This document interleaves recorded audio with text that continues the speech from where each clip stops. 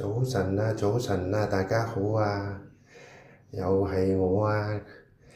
今日帶大家睇呢個都係低密度屋苑，不過呢係租盤，咁呢就係頂樓連天台3個房，咁實用面積就挨住接近500尺嘅。咁呢，我哋開始睇一睇先嚇。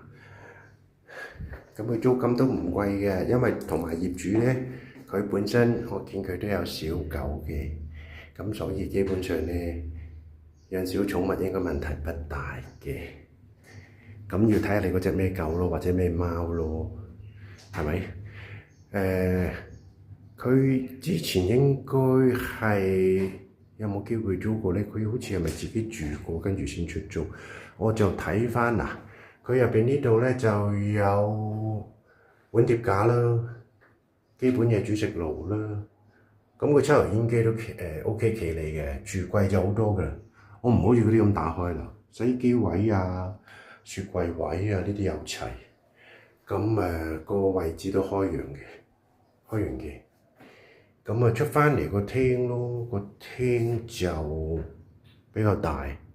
佢仲有張墊喺度，咁你就可以係嘛？得閒挨住喺窗邊咁睇下書啊，攞住杯咖啡啊，咁真係冇得頂。下邊一樣咧都係啲泊車停車場位啦，咁冇人行過，唔會成日有人望過嚟，咁你又變咗有啲好尷尬咁，係嘛？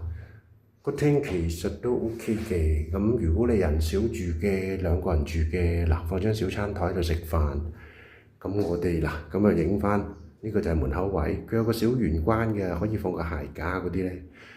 佢呢個幾別緻嘅呢個單位，有啲裝修㗎，幾靚㗎。